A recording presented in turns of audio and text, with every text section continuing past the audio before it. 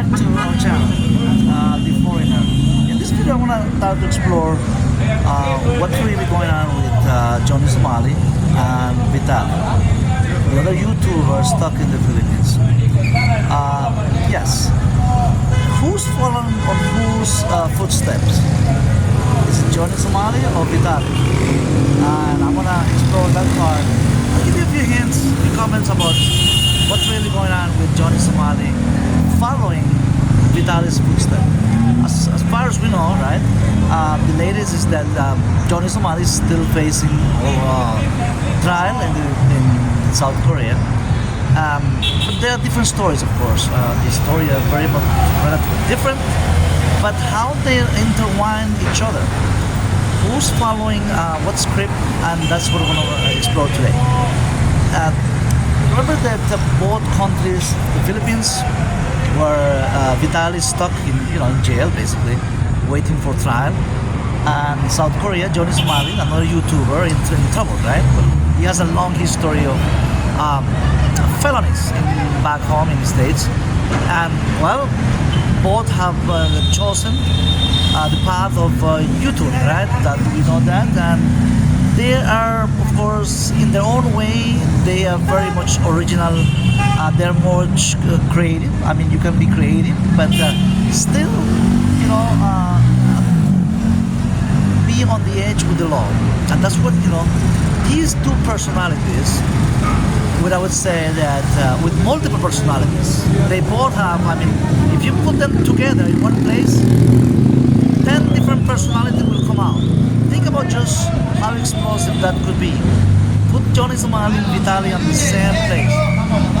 That's very much, I mean, you have really an explosive, like a bunch of explosives put it on the same spot, like TNTs. I mean, who knows about, I mean, it's very explosive personality. But at the same place, at the same time, in the same country. What if you take Vitaly to South Korea? He might end up doing the same that he did in the Philippines, but he never went. He never left. He was never allowed to leave the Philippines, in the case of Vitaly. Now, in the case of Johnny Somali, the other YouTuber, famous for live streaming, just, but very much, almost, I would say, an expert of deep fake. So you might wonder, what is a deep fake? I mean, deepfake, is that a new term?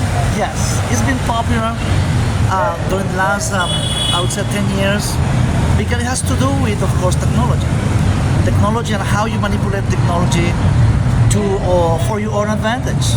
So there is a thin line. I mean, things that you do with technology, some countries, they're not really up to the point, up to date with laws that can really put you in jail. So there is always a loophole. And Johnny Somali has been very smart in his, doing in his work, I would say. If you can call this work, I mean, it's really work. I mean, yes, I mean, these people, they live off this work, producing these videos, doing these pranks. This is their livelihood, this is their lifestyle, I mean, these people, they live 24/7, they live for this.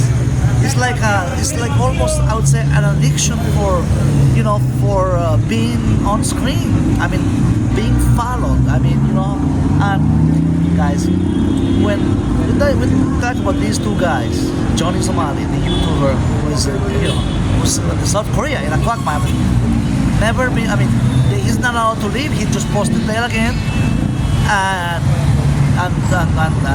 this guy Vitaly. If you put these two guys together, right, put it on the front of the mirror, and have them see each other, have them see the mirror all at the same time. And guess what, guys? The first question they're gonna dig into is, who am I? Okay, who am I? Why I'm here? I mean, those deep, philosophical questions about what is my purpose in life. That's three deep questions that these guys may ask themselves in front of a mirror, right? These two guys. Guys, let's be honest. Have you ever asked yourself, who am I? What's my purpose in life? what I was born to do, what I was born to live, what was my purpose of being in this life. Most likely, at least once in a lifetime, right? Most of us, we don't say it publicly. We don't, we pretend to be, just normal. Everybody, of course, we're all human beings. We all go to deep situations in lives. This has nothing to do with what country you were born. Some people say, oh, because you were born in a third world country. There's so many things going on. Who knows what kind of, you had to face hunger. What about those people in refugee camps? What about, war survivors? What about PTSD? What about war veterans, right? Of course, multiple personality is not just for veterans, Mostly, American soldiers going to foreign wars like Iraq, Korea, and all, different countries that the United States Army has been involved in the armed forces. I'm not here to criticize. All of us, I'm here to say is that PTSD comes in different forms. Our veterans in the United States, the veterans are, there's a good percentage of veterans who are, struggling with PTSD. But can you get, like guys like Vitaly or Johnny Somali, can they get PTSD and multiple personalities in them? Yes, they could be childhood trauma. They could be childhood events that trigger something in their minds, in their brains, that made them do things that what they do. This has nothing to do with finance or economic, something that they're desperate, they're facing hunger. It has nothing to do with that, guys. Nothing to do. It's just multiple personalities, like I said before, multiple personalities that triggers that something that they went through in their childhood. And guess what? They ended up in foreign land. And what a coincidence, right? Philippines and South Korea, both Asian countries, both different kind of societies. And I'm gonna, if you think about, let's first talk about Korea. How Korean laws are very much, liberal. Well, I would say I'm not gonna, make the difference between liberal and conservative, but their societies are very much, different that way. The Philippines is more a conservative, family-oriented society with more traditions, with more than 100 ethnic groups, and they uphold their values in life in a different way than South Korea. South Korea or Korea, even if you take North Korea, North Korea is a different story, right? But it used to be just one Korea, right? Republic of Korea. But South Korea, let's talk about that. South Korea, they're not like they're not different. It's not a diverse society like the Philippines is. The Philippines is more than 100 ethnic groups, different languages, different. Even the history, it varies a little bit. But guess what they have in common? A heavy Western influence. How is that possible? Well, look, think about it. They both have American military bases.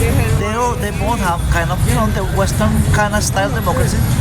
Culturally speaking, they both have almost the same Western influence. Western society is not just the United States, Europe, Western societies, Europe, including Latin America. Those countries in Latin America are Western society too, right? Who doesn't, who can deny that, right? But South Korea has more influence of Western culture and Western society than the Philippines. But they both have been influenced at the same way, at the same level, and the result of that influence is how they approve their laws. So how come, if we think that, because some of you might think, that Johnny Somali has been doing more worse things than Vitaly in the Philippines, and how come Johnny Somali is free on bail, of course, waiting for trial? This month, next month, the following month, December 2026, 2025, as we speak, it's going to be on trial. But he already pled guilty for like 3 or 4 charges that it's not really, a couple of them are kind of serious, but he knows where he stands, right? But if he kind of pleads guilty on other charges, he cooperates. He might end up doing the minimum time. What does minimum time? Is the feeling in South Korea? Well, community service, you pay fines, there are so many avenues that you can, play with the system and play with the loophole. Remember I said about technology, deep fake crimes on the internet. Well, guess what deepfake is? Deepfake is precisely that.